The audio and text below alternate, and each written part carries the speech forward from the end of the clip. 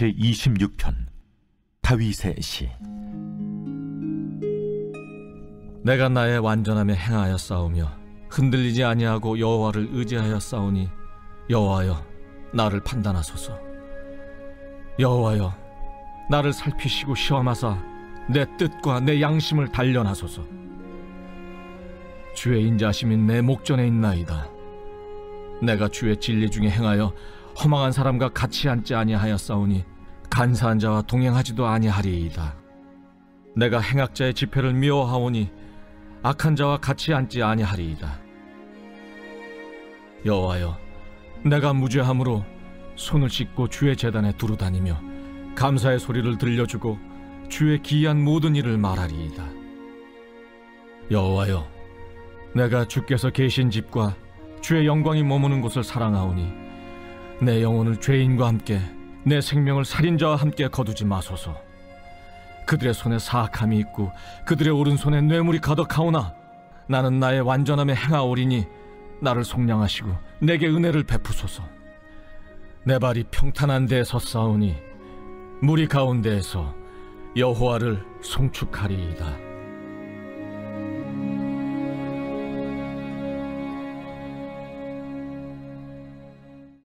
아멘, 할렐루야. 오늘도 주님과 동행하심으로 행복한 하루를 보내시기를 주님의 이름으로 축복합니다. 아멘. 오늘도 시편의 이 표제어가 다윗의 시라고만 되어 있습니다. 그래서 우리가 어떤 상황에서 또 배경 속에서 지어졌는지 확인을 할 수 없습니다. 다만 이렇게 사람들이 자신의 욕망대로 살아갈 때에 다윗 자신은 그렇게 살지 않았음을, 또 그런 자신의 삶에 하나님께서 개입해 주시기를 소망하는 내용을 담고 있음을 우리가 보게 됩니다. 자, 그래서 우리 1절 말씀부터 함께 또 보게 되면은 내가 나의 완전함에 행하여 싸우며 흔들리지 아니하고 여호와를 의지하여 싸우니 여호와여 나를 판단하소서라고 고백합니다. 다윗은 자신이 하나님 앞에서 그래도 완전하게 행하였다라고 고백을 합니다.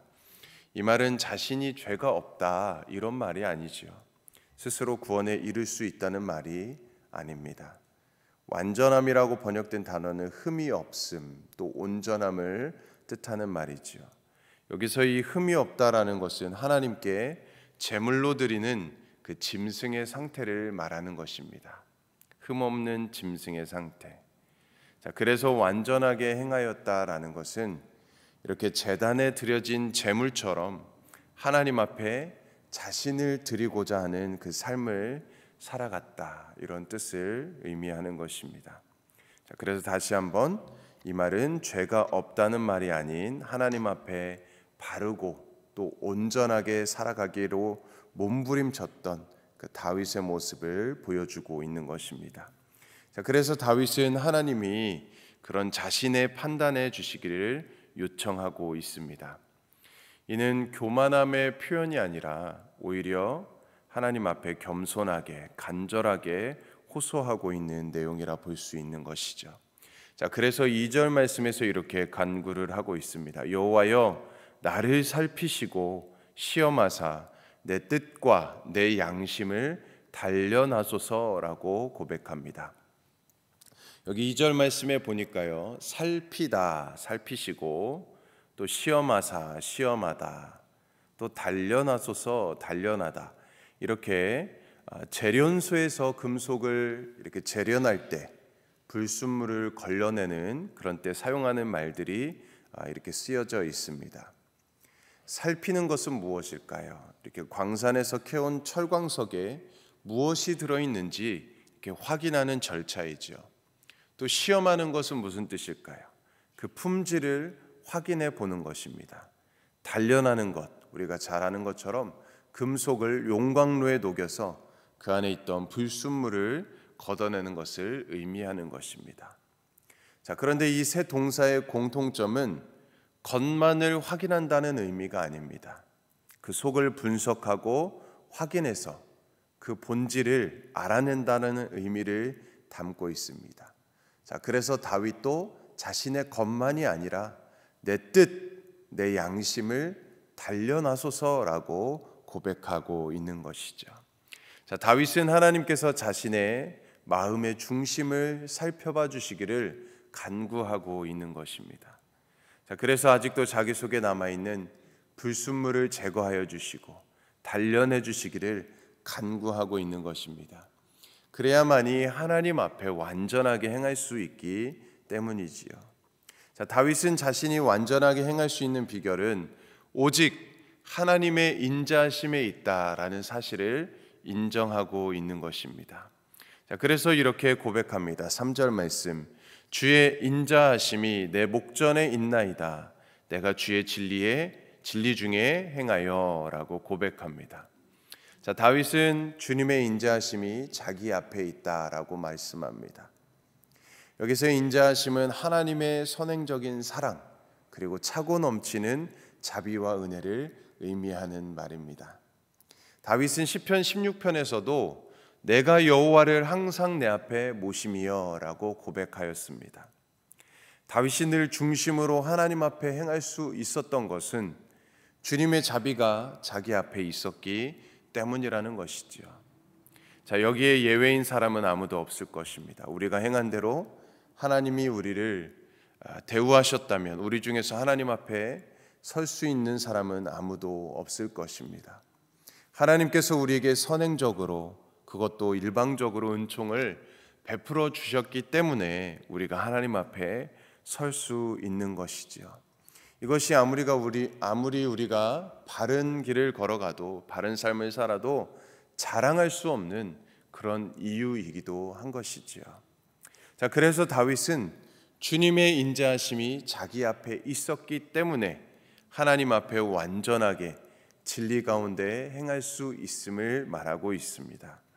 자, 그렇다면 진리 가운데 행하면 어떤 삶을 살게 될까? 자, 4절 말씀을 우리 같이 한번 읽어볼까요? 4절 말씀 시작. 허망한 사람과 같이 앉지 아니하였사오니 간사한 자와 동행하지도 아니하리이다. 아멘. 자, 여기 보면 허망하다, 허망한 사람, 허망하다, 이 망령되다라는 의미를 갖고 있습니다. 망령되다. 우리 10계명 3계명에 보면은 하나님의 이름을 망령되게 일컬지 말라라는 계명이 있습니다. 그러니까 하나님의 이름을 망령되게 부르는 사람과 같은 가치관을 가질 수 없다라는 것이죠. 이게 참 중요한 말입니다. 하나님의 이름을 망령되이 일컫지 않는다. 제가 예전에 뉴질랜드에 이렇게 선교를 갔던 적이 있었습니다. 그런데 제가 방문했던 그 해에 그 북섬과 남섬으로 이렇게 두 개의 섬이 있어요. 근데 이 남섬 쪽에 큰 지진이 일어났습니다. 근데 그 지진이 일어난 곳 이름이 뭐였냐면 크라이스트 철치였습니다. 크라이스트 철치, 그리스도의 교회라고 이름을 지어놓은 그런 지역이었어요. 그런데 그 지역에 지진이 크게 일어난 거예요. 그때 당시 이제 선교사님께서 그 모습을 보면서 우리가 하나님의 이름을 망령되이 일컬으면 안 된다라는 그런 말씀을 해주셨습니다. 왜 그런 말씀을 해주셨습니까? 이름은 크라이스트 철치, 그리스도의 교회라고 이야기를 했지만 그 지역이 어떤 지역이었냐? 굉장히 음란하고 굉장히 또 그 대성당이 있어요. 크라이스트 철치라는 성당이 있는데 거기는 완전 상업화된 거죠. 완전 뭐 물건을 사고 팔고 막 이런 곳으로 변질되어져 버려 있는, 이름은 하나님을 찬양하고 하나님을 높이는 것 같지만 이제 그곳은 하나님의 이름을 오히려 망령되게 일컫는 그런 곳이 되어버렸다라는 것이죠. 자, 그때 그곳이 너무나도 큰 지진 속에서 큰 아픔을 겪게 되는 그런 모습을 보게 되었습니다. 우리 또한 하나님의 이름을 망령되게 부르면 안 된다라는 것이죠. 자, 또 여기 보면 간사하다라는 말씀이 나오죠. 간사하다. 이 간사하다라는 것은 숨기다라는 의미를 갖고 있습니다. 겉으로는 진리를 행하는 것 같지만 속으로는 악을 행하는 것 같은 의미입니다. 즉, 간사한 사람은 가면을 쓰고 사는 사람들입니다. 간사한 사람을 다른 표현으로 하게 된다면 외식하는 자들입니다. 외식하는 자들. 이런 진리를 행하는 사람은 이런 사람들과 한 방향으로 나아갈 수 없다라는 것이죠. 그래서 우리 예수님께서도 바리새인 서기관들을 바라보면서 이 외식하는 자들이다라고 말씀하지 않았습니까? 한 방향으로, 진리를 행하는 사람들은 한 방향으로 나아갈 수 없다라는 것입니다. 이 허망하다, 간사하다라는 우리가 이 단어를 기억하면서 우리는 그런 길을 걸어가지 말아야 되겠습니다. 자, 그래서 5절에서 행악자의 집회를 미워하며 악한 자와 같이 앉지 아니하다라고 말씀합니다. 이는 우리 시편 1편을 떠오르게 만들지요. 복 있는 사람은 악인의 꾀를 따르지 아니합니다. 죄인들의 길에 서지 아니하고 오만한 자의 자리에 앉지 않는다. 이 말씀이 떠오르게 합니다. 진리를 따르는 사람은 이처럼 악인들과 함께하지 않는다라는 것입니다. 물론 그들을 위해서 우리가 기도하고 그들을 전도하기 위해서 힘써야겠지만 그들과 함께하지 않는 것입니다. 우리가 물들지 않기 위해서. 자, 또한 진리를 따르는 사람들의 삶은 어떠한 삶일까요? 6절과 7절 말씀을 우리 같이 한번 읽어볼까요? 6절 7절 말씀 시작. 여호와여, 내가 무죄함으로 손을 씻고 주의 제단에 두루 다니며 감사의 소리를 들려주고 주의 기이한 모든 일을 말하리이다. 아멘. 자, 그 손을 씻는다. 손을 씻는 것은 제사장이 제사를 드리기 전에 정결례를 행할 때 했던 그런 행동입니다. 또 제단을 두루 다니는 것, 이것은 하나님께 예배를 드리는 것을 나타내는 표현입니다. 자, 그러니까 하나님께 온전한 예배를 드리는 삶을 그런 사는 사람들은 죄를 짓지 않는 삶을 살기 위해서 최선을 다한다라는 것입니다. 자, 그래서 비로소 그런 사람들에게 예배의 생활화, 또 생활의 예배화가 이루어지게 되는 것이죠. 매일의 삶이 우리의 손을 씻며 정결하게 하고 제단을 두루 다니는 것처럼 하나님께 예배드리는 삶을 살아가는 것입니다. 자, 그래서 다윗은 진리를 따르고 악한 사람들과 구별된 삶을 살기를 간절히 소원하고 있습니다. 8절 9절 말씀입니다. 여호와여, 내가 주께서 계신 집과 주의 영광이 머무는 곳을 사랑하오니 내 영혼을 죄인과 함께 내 생명을 살인자와 함께 거두지 마소서. 다윗은 하나님의 계신 성전을 사랑한다라고 고백하고 있습니다. 이는 하나님 중심으로 살아가고 싶은 그 마음의 결단을 하고 있는 것입니다. 자, 그래서 자신을 죄인들과 함께, 살인자들과 함께 거두지 말아달라라고 말씀하고 있습니다. 자, 이는 살아있는 동안에도 악인들과 동행하고 싶지 않다라는 것이고, 죽음 이후에도 그들과 함께하고 싶지 않음을 소망하고 있는 것입니다. 이렇게 악인들과 구별되어서 살아가기를 간절히 소망하고 있는 것이죠. 또 10절에서도 악인들의 손에 이 사악함, 뇌물이 가득하다라고 고백합니다. 이 사악함은 무엇입니까? 악행, 또 음행 등으로 번역됩니다. 악행과 음행, 사악함. 그래서 이 단어는 당시에 성적 타락이 얼마나 만연해 있는지, 또 우상 숭배와 또 관련이 있는 그런 말씀입니다. 그리고 또 뇌물, 더 많은 재물을 차지하기 위한 수단들, 돈을 얻기 위해서, 재물을 얻기 위해서 수단과 방법을 가리지 않는 것입니다. 하나님에는 안중에도 없고 오직 돈을 따라가는 삶, 곧 자신의 욕망을 위해서 수단과 방법을 가리지 않는 자들의 모습을 말씀하고 있습니다. 이런 모습은 우리 동서고금을 막론하고 이 악인들의 모습은 다 이와 같다라는 것입니다. 그들은 우상을 숭배합니다. 성적으로 타락합니다. 끝없는 욕심에 치우쳐서 살아가는 것이죠. 자, 그래서 11절에서 다윗은 하나님 앞에 간구하고 있습니다. 11절 말씀 우리 같이 한번 읽어볼까요? 시작. 나는 나의 완전함에 행하오리니 나를 속량하시고 내게 은혜를 베푸소서. 아멘. 자, 지금 다윗은 하나님 앞에 완전한 삶, 또 진리를 따르는 삶을 살아가기를 결단하고 있습니다. 완전한 삶과 진리를 따르는 삶. 그러나 자신의 의지, 노력으로 할 수 있는 것이 아님을 잘 알고 있습니다. 자, 그래서 하나님이 자신을 건져주시고 하나님께서 은혜를 베풀어 주시기를 간절히 간구하고 있는 것이죠. 자, 그리고 오늘 본문은 이렇게 마무리가 됩니다. 12절 말씀도 같이 한번 읽어보겠습니다. 시작. 내 발이 평탄한 데에 섰사오니 무리 가운데에서 여호와를 송축하리이다. 아멘. 내 발이 평탄한 데 서 있다. 이제는 더 이상 미끄러져 넘어지지 않게 되었고 올무나 그물에 걸리지 않게 되었다라는 의미인 것이죠. 이게 하나님 안에 섰을 때 하나님 안에 있는 자, 하나님을 의지하는 자에게 주어지는 그 은혜이겠죠. 더 나아가서 하나님의 구원을 온전히 누리는 상태가 되었음을 의미하고 있습니다. 자, 그래서 사람들 사이에서 하나님을 찬양할 수 있게 되었음을 고백하고 있습니다. 자, 그러므로 오늘 우리도 이 다윗처럼 하나님 앞에 완전한 삶, 또 진리를 따르는 삶을 살기로 결단할 수 있기를 주님의 이름으로 축복합니다. 우리가 연약하여 넘어질 수도 있습니다. 죄를 짓지 않을 수 없습니다. 그러나 하나님 앞에 바르고 의롭게 살고자 우리가 몸부림치는 삶을 살아야 된다라는 것입니다. 진리를 따르고자 애쓰는 삶을 살아야 된다라는 것입니다. 이 다윗의 결단처럼 우리가 이렇게 결단할 수 있기를 바랍니다. 그러면 반드시 하나님의 자비하심, 또 하나님의 그 은혜를 우리에게 베풀어 주실 줄 믿습니다.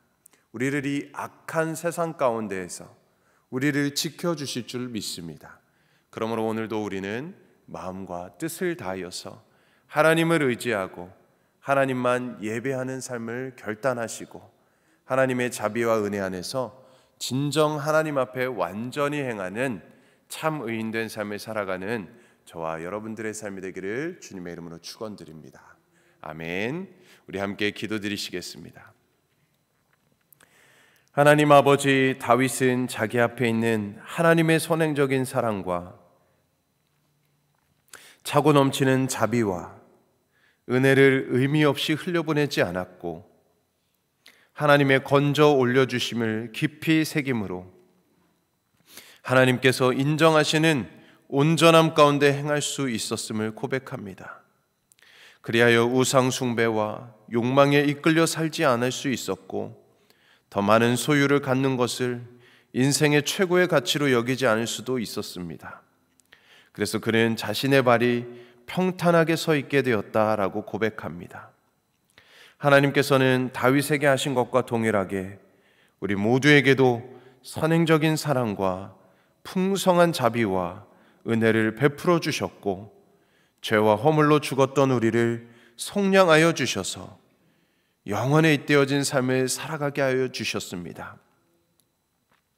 사실 하나님께서는 다윗에게보다 우리에게 더 많이 베풀어 주셨음을 고백합니다. 우리들에게는 예수 그리스도도 보내주셨고 성령님도 보내주셨고 완성된 하나님의 말씀도 허락해 주셨습니다. 하지만 여전히 우리들의 욕망과 이기심을 떨쳐보내지 못하므로 자주 흔들리고 미끄러질 때가 많이 있었습니다. 간절히 바라는 것은 하나님께서 우리에게 마음과 정성을 다하여 우리를 심어주신 곳에서 우리를 하나님과 하나님의 말씀을 붙들어 매게 하여 주시옵소서. 또한 우리를 불편하게 만드는 크고 작은 일들, 우리를 하나님께 더욱 묶어 매도록 해주는 하나님의 사랑의 체인인 것을 확인하게 하여 주시옵소서.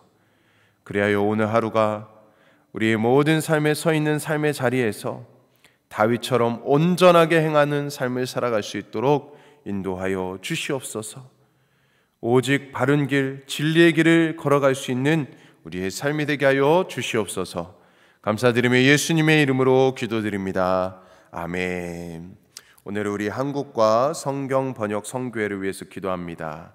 특별히 우리 한국 땅을 위해서 세우신 대통령과 또 위정자들을 위해 또 백성들을 위해서 기도해 주시고 우리 성경 번역 선교회 박효섭 조선양 선교사를 위해서 기도해 주시고 또 특별히 우리 미국 땅을 위해서도 또 세우신 대통령을 위해 또 이 나라의 성경적 가치관으로 세워질 수 있도록 역사해달라고 기도해 주시기 원하고요. 또 우리 교회를 위해, 우리 가정을 위해, 우리 일터를 위해서 우리 개인의 기도 제물을 가지고 오늘도 우리 함께 주님의 이름 세번 외치며 간절히 기도하겠습니다. 주여